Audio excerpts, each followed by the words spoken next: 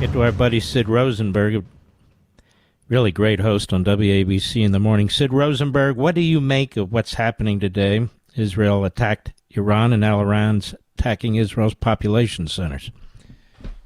Yeah, I don't like that word attack. First of all, I love you, Mark Levin, and it's always a huge honor to be on your show. Come on my show and you change my vocabulary. Do I go on your show and change your vocabulary? All right, go ahead.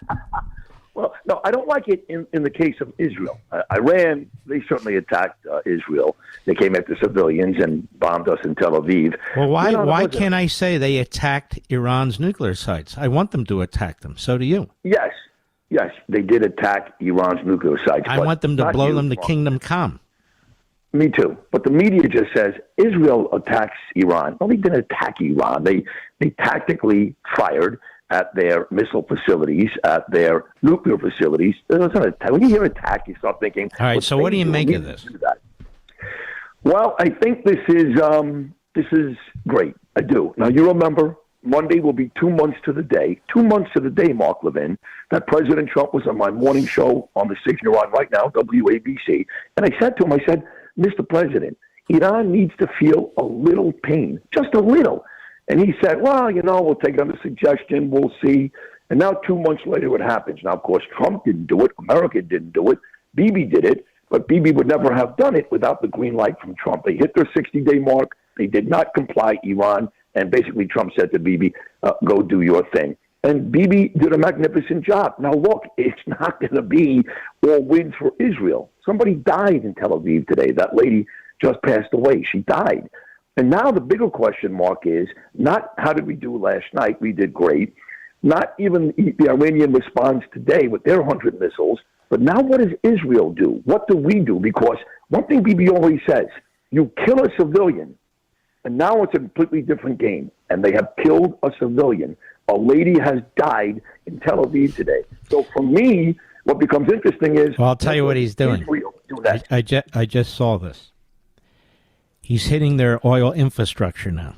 He told them, you hit our population centers, we're going to hit your infrastructure. So apparently they're hitting their oil infrastructure. I mean, let me ask you this, Sid. There's a limited number of ballistic missiles they have. They're doing some great, unfortunately, some damage here. And there's a limited number of what I call killer missiles from the Iron Dome and so forth. But after they run out of their ballistic missiles, they don't have anything, Iran. They really don't have much left, do they? And they got nothing. I think Israel should take Khomeini out. I'll be perfectly honest with you.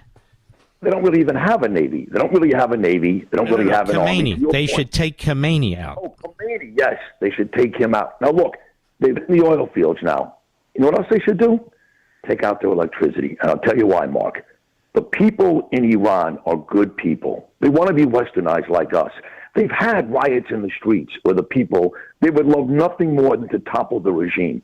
You take out their electricity, and now that everyday guy in Iran is going to be furious, even more angry than what he is now. So they're getting the nuclear facilities, they're taking out the oil fields. I would take out the electricity too. But to your point, yes, once they're out of missiles, you take out the Khomeini, they got nothing left. And I would imagine this next round of missiles, folks may not know this, but there's another round on its way.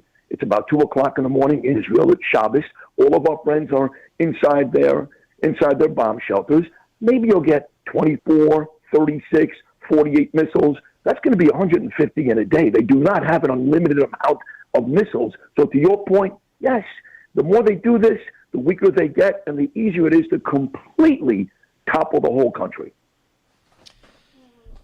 What do you make of the fifth columnist isolationists who are now turning on Donald Trump, claiming they're MAGA, he's not, these extremists? And they're either outright attacking Israel or, supporting a special pleaders Iran, or they're giving the mealy mouth like, of course I support Israel, but, I'm not sure about America giving them information and all that. What do you make of that?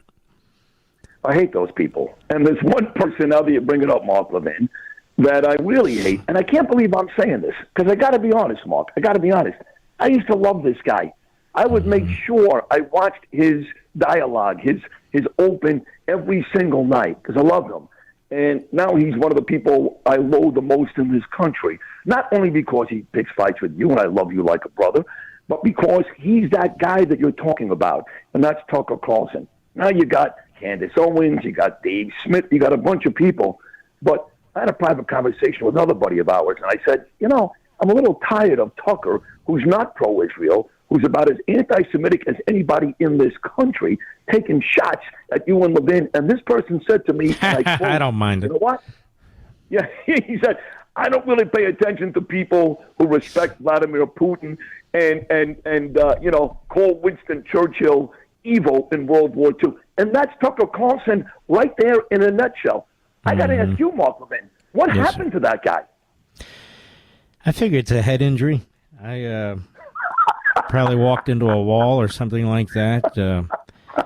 Look, he's poison. I don't know what happened to him. I'm going every damn round with this guy. In fact, I'm mocking him left and right. He's such a joke.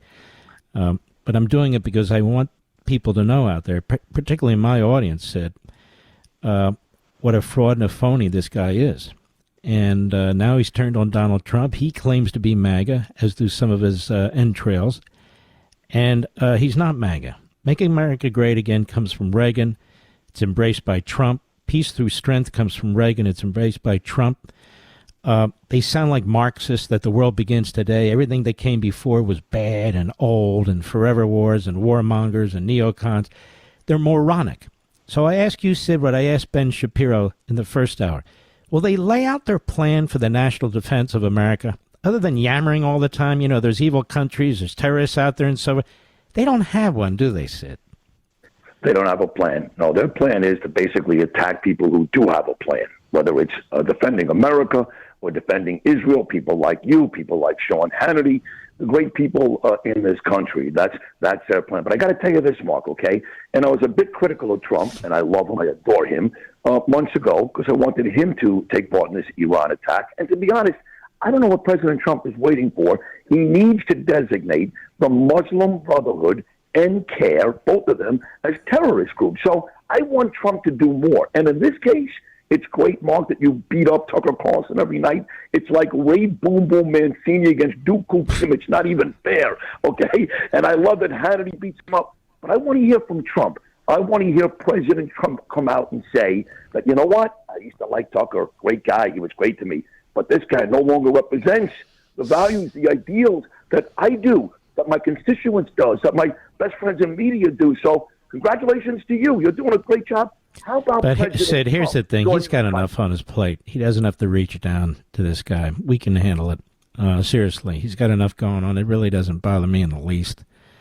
I think the guy's imploding in front of us. He's unraveling in front of us. He's exposing himself bare, and it's not a pretty sight. Let me ask you this, Sid. Excuse me. Benjamin Netanyahu, remarkable leader, isn't he? Listen, people compare him to Winston Churchill. You know history, Mark, as well as anybody. Every one of your books is a masterpiece. He is a remarkable leader. And, I've had the opportunity to get to know him a little, not as well as you do, but I've dined with him a couple of times, the last couple of trips to Israel. We've talked. I can't imagine a better person at this time in this situation.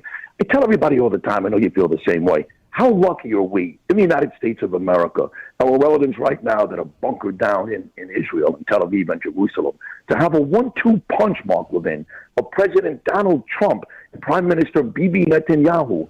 I don't know. I'm not a historian per se. I did sports talk radio for 20 years. I can tell you the whole Brooklyn Dodger lineup in 1955. But what I do know about politics, I think you'd be hard-pressed to find a better 1-2 punch in the history of these two countries than Trump and Bibi. And look, Bibi wanted to do this. He waited his time. He showed respect to President Trump. He showed respect to the United States. And anybody out there, anybody who doesn't believe that President Trump is behind Bibi and Israel 1,000%, is somewhere between naive and stupid and closer to the latter. Very well said, Sid. You can listen to Sid on WABC streaming, and it's worth it. He's really fantastic. Sid Rosenberg, my brother, we love you. You take care of yourself. You too. And you have to follow, I know all your fans do already, but you got to follow Levin on Twitter. He's the best friend to follow in the world today. He's beating all these guys up. Mark Levin, you're a treasure. I love you. Keep up the great work. I don't know what I would do without you. Thank you so much. You too, Sid. You're the best.